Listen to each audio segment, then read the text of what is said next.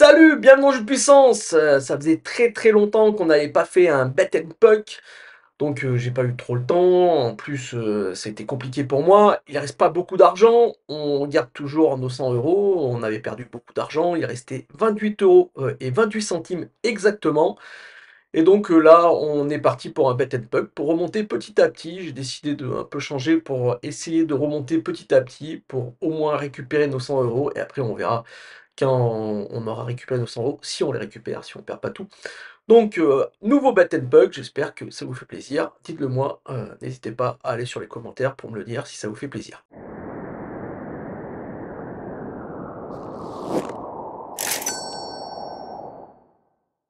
Alors, beaucoup de matchs ce soir. Il y en a exactement 8 et 2, 10 matchs, dont un match très important entre les Blackhawks de Chicago et les Oilers d'Edmonton. Ça se passe du côté du Canada, des Oilers, car on va voir pour la première fois la star en place, le meilleur joueur du monde qui va affronter peut-être le futur meilleur joueur du monde, Connor Bedard, qui affronte Connor McDavid. Connor McDavid, ça va être vraiment une chose qu'il va falloir regarder. Ça, c'est un match que je vais regarder demain en replay, parce que ce soir, c'est un peu tard. Et donc le match à regarder demain, de la nuit, pas pour ses qualités, on va dire, techniques, parce que je pense que malheureusement les Blackhawks de Chicago sont très faibles, mais pour voir les deux stars qui sera peut-être un affrontement dans les prochaines années, une sorte de duel entre ces deux grands joueurs. On verra ça. Donc 10 matchs, dont ce match très important pour l'affiche, pour les paillettes, pour le fun. Je vais vous faire un listing des 10 matchs et je vais vous donner ce qui pour moi seront les favoris pour ces matchs. Et après on fera, je vais faire des combis, des paris secs, équipe et joueurs, et même en termes de buts, vous verrez. On attaque tout de suite. Donc, Ottawa accueille la Caroline qui a du mal en ce moment. Vraiment, au niveau des gardiens, ça va pas du tout. Alors que d'habitude, c'était plutôt un aspect fort de cette équipe. Ottawa qui est plutôt en forme, qui a gagné pas mal de ses derniers matchs. Ottawa, donc, qui serait favori. Même si pour moi, la Caroline, ça reste quand même une équipe assez difficile à abattre. Donc, je ne sais pas. Les Rangers contre les Maple Leafs de Toronto, gros match, match très intéressant. Les Rangers qui sont très en forme, comme vous le savez. Les Rangers qui jouent à domicile. Toronto qui sont en back-to-back. Donc les Rangers devraient être plutôt favoris. Les Coyotes de l'Arizona qui sont eux aussi en back-to-back, qui affrontent les Penguins de Pittsburgh. Les Coyotes de l'Arizona, une équipe qui est assez surprenante depuis le début de la saison, mais Pittsburgh qui tourne bon, moyennement, mais qui, à mon avis, ont toutes les possibilités de s'imposer contre les Coyotes sur ce match, surtout qu'ils jouent à domicile. Les Blues de Saint-Louis affrontent les Red Wings de Détroit, les Red Wings de Détroit qui ont perdu Dylan Larkin. Conseille d'aller voir ma vidéo où j'en parle, la vidéo que j'ai postée cet après-midi. Détroit qui ont perdu aussi David Perron à cause de la même histoire, et donc qui affrontent les Blues de Saint-Louis qui tournent plutôt pas mal, moi je trouve, en ce début de saison, et donc c'est pour ça que je pense que les Blues de Saint-Louis sont favoris. Ensuite, on continue, on va du côté des Predators de Nashville qui affrontent les Flyers de Philadelphie. À mon avis, c'est un match qui va être serré, il n'y aura pas énormément de buts, mais les Predators restent pour moi le favori. Chicago contre Edmonton, donc à Edmonton. Chicago qui est vraiment une équipe très faible. Edmonton qui sont sur une série vraiment très intéressante de 7 victoires, je crois. Et Edmonton qui est favori. Mais attention, là, sur les paris, je vais vous montrer que je vais peut-être parier plutôt sur la cote que sur le favori.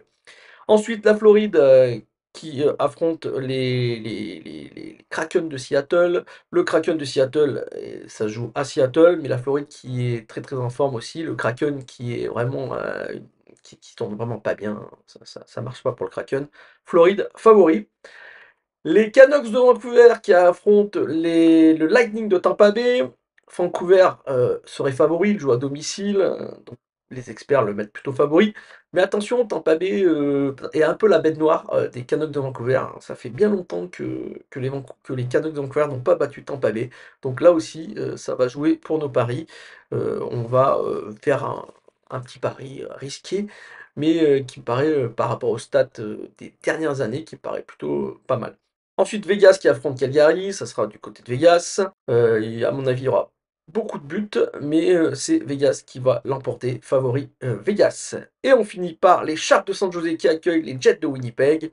Là aussi, si on suit l'ensemble de la saison, c'est les Jets de Winnipeg qui seraient favoris, mais attention, par exemple, ma collaboratrice pense que les Sharks de San José peuvent s'imposer sur ce match et les Sharks ont une très, très belle cote, donc vous pouvez peut-être, mettre une petite pièce sur les Sharks, ce que je n'ai pas fait, mais ça peut être, intéressant. On va attaquer tout de suite les paris avec des combis. On va commencer par un combi over-under, donc plus ou moins, un nombre de buts et on va, se focaliser sur 2 matchs, un petit pari avec une cote qui va finir à 2,74. On va, aller du côté de Vegas qui affronte Calgary. Comme je vous l'ai dit, je pense qu'il y aura, pas mal de buts entre ces 2 équipes, donc on va faire un over plus 5,5. Donc un over 5,5, un plus 5,5, donc avec une cote de 1,63. Et ensuite, on va aller du côté des Blues de Saint-Louis qui affrontent donc cette équipe de Détroit qui est affaiblie. Là, on pense qu'il n'y aura pas énormément de buts,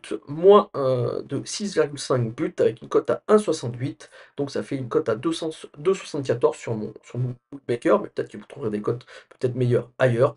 Donc on va mettre 1 €. En tout, on va dépenser 8,28 € exactement. Vous verrez le 28 où je le mets. Donc 1 € à 2,74 €.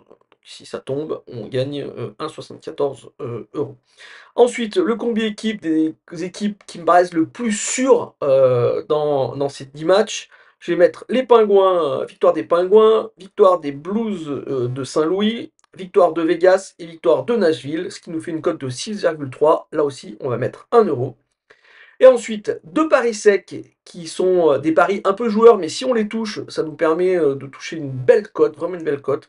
Je vais mettre Chicago. Alors Chicago, pourquoi je vais le mettre? Parce qu'après alors, tous les paris que je fais sur les équipes, comme on a pris l'habitude, je sais pas, peut-être que ça fait longtemps que j'en ai pas parlé, mais c'est, après, tir de pénalité et prolongation. Donc si les Blues s'imposent, c'est gagné, même après prolongation, après les tirs au but. Chicago a une cote vraiment, incroyable. Comme je vous l'ai dit, la NHL, c'est quand même des matchs qui sont toujours serrés. Même les équipes les moins bonnes peuvent aller faire une performance, chez les équipes les meilleures. Et une cote comme ça, on ne peut que la jouer. Donc je joue vraiment la cote. Je pense franchement, les Oilers d'Edmonton, pour moi, sont largement favoris. Ils sont, dans un momentum positif.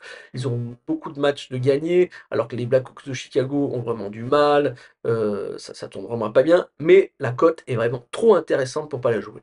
C'est une cote à 4,35 après overtime et tir de pénalité. C'est là où je veux en venir. Donc 4,35, c'est énorme. Pour moi, les bookmakers ont fait une erreur. Donc on va mettre 1 € si on touche 4,35, c'est quand même vraiment incroyable. Et on va mettre Tampa Bay, car comme je vous l'ai dit, c'est la bête noire des Canucks de Vancouver. Et je trouve que la cote à 1,96 après prolongation et tir au but, c'est presque 2. Elle est vraiment intéressante. Et là aussi, on va mettre 1 €. Et donc ça nous fait 4 € de jouer. Ensuite, on va mettre des joueurs secs. Alors, comment j'ai fait pour trouver ces joueurs? Déjà, j'ai regardé tous les joueurs qui jouent en power play et je suis allé dégoter, ces joueurs qui jouent en power play. Quand on joue en power play, on a beaucoup plus de chances de marquer que les autres joueurs parce qu'on va être plus sur la glace, on va se retrouver, dans des positions, plus avantageuses. Donc, c'est plus intéressant, à mon avis, de jouer, des, buteurs qui, jouent en power play et surtout sur la première unité de power play, donc celle qui joue le plus. Donc je suis allé chercher des joueurs qui me paraissent intéressants dans ces premières unités de power play. On verra si ça marche, si ça peut être intéressant. Donc tous les buteurs que je vais vous donner là, donc là, il y a un 3 en sec et un jackpot vraiment incroyable. Si on le touche, voilà, on est refait. Donc donc ces 3 buteurs secs et le jackpot, c'est que des joueurs qui jouent sur la première unité de power play. J'ai pris Max Zibanejad, c'est peut-être la cote la moins intéressante de tout ce que je vais vous proposer parce que mais Max Zibanejad, je trouve qu'il est, sous-coté. Sous-coté chez les bookmakers depuis le début de la saison. Il est en dessus de 3 €, il a 3,35 exactement et je trouve que Max Zibanejad, c'est vraiment un buteur, un joueur qui va marquer beaucoup de buts cette saison. Il a eu du mal à démarrer, c'est pour ça que sa cote a augmenté, mais là, en ce moment, il tourne vraiment très, très bien et avec une cote de 3,35, je pense qu'il était important de le prendre. Donc x1, donc 1 € sur Max Zibanejad. J'ai pris Chandler Stevenson. Là aussi, il joue sur la première unité de jeu de puissance. Il n'a pas beaucoup marqué cette saison, mais c'est quand même un joueur qui a la possibilité de marquer. Il joue dans une équipe qui est très très forte offensivement. Il joue avec les meilleurs joueurs de son équipe. Chandler Stevenson, qui a une cote à 5,1. Vraiment, la cote est intéressante. Et là, je vais mettre un peu plus. C'est là où j'ai mis le plus. Je vais mettre 2 €. Parce que presque, si Chandler Stevenson marque, ça nous a, ça recouvre tous les paris qu'on a mis et on est même gagnant. Donc Chandler Stevenson, on va croiser les doigts pour qu'il marque. Et là, presque, on est positif. Et un pari un peu osé d'un joueur qu'on ne connaît pas trop, qu'on ne voit pas souvent jouer. Il joue avec les Penguins de Pittsburgh. Il se retrouve sur cette première unité de jeu de puissance parce qu'il y a des blessés du côté des Penguins. Et donc, il va jouer avec Sidney Crosby, Jack Cancel dans cette première unité de jeu de puissance, c'est Puistinen. Donc le Finlandais, le jeune Finlandais Puistinen qui se retrouve donc dans cette, dans ce premier jeu de puissance et c'est lui qui a la meilleure cote de tous les joueurs dans les jeux dans les premières unités de power play, donc avec 7,25, 7,25 € pour un jeune homme qui joue, un jeune joueur qui joue, sur la première unité de jeu de puissance, je trouve ça très, très intéressant. On va mettre 1 €. Pareil, là, s'il marque, on est presque, even sur nos paris. Et ensuite, le jackpot, c'est pour nous faire plaisir, c'est pour, croire un peu au Père Noël, hein. C'est bientôt Noël, donc on espère le toucher. C'est pas déconnant, mais franchement, si on touche, c'est qu'on a eu de la chance, hein, je vous le dis franchement. Donc, on va prendre Kerfoot. Kerfoot qui, alors Kerfoot, il joue où déjà Kerfoot? Ah ouais, il joue, du côté de l'Arizona, qui joue sur la première unité de jeu de puissance de l'Arizona. Ensuite, on va prendre Brendan Chen. Brendan Chen qui joue, du côté, des Blues de Saint-Louis. On va prendre Lindquist qui joue du côté, des Predators, des Predators de Nashville. On va prendre Stevenson justement, parce que 5 points, il faut le prendre. Stevenson du côté de Vegas, du côté de Chicago, je vous ai dit, Chicago peut gagner. On va prendre Tyler Johnson. Du côté du Kraken de Seattle, on va prendre Matt Bernier. Et on va finir avec les Sharks de San José et on va prendre Michael Gronlund, ce qui nous fait une cote à 54 229,21. Donc on peut même pas on peut pas me parier 2 € parce qu'en fait les bookmakers vous bloquent, on peut pas gagner plus de 100 000 €. Donc soit vous mettez 1 € si vous voulez vraiment vous faire plaisir, si vous avez un peu d'argent, mais si vous suivez nos paris, moi j'ai mis 0,28. Vous savez au début j'avais 28,28 qui nous restait, et ben j'ai mis 0,28. Si on gagne 16 000 €. Je me dis pour 0,28 joués, c'est pas mal. Et donc voilà, voilà le jackpot, voilà ce qui va nous faire un peu rêver lors de ces matchs, de cette soirée entre le mardi et le mercredi et de ces 10 matchs. Voilà, j'espère que ce Bet and Puck vous a plu. C'est le cas, comme je vous l'ai dit, n'hésitez pas à faire un petit like, un petit commentaire ou la partager. Quand vous faites des likes, quand vous faites des commentaires ou quand vous la partagez, ça me permet d'être plus vu sur YouTube et ça pourrait être sympa pour que la chaîne elle monte un peu en vue. Merci beaucoup et à bientôt pour de nouvelles news de la NHL. Allez, ciao!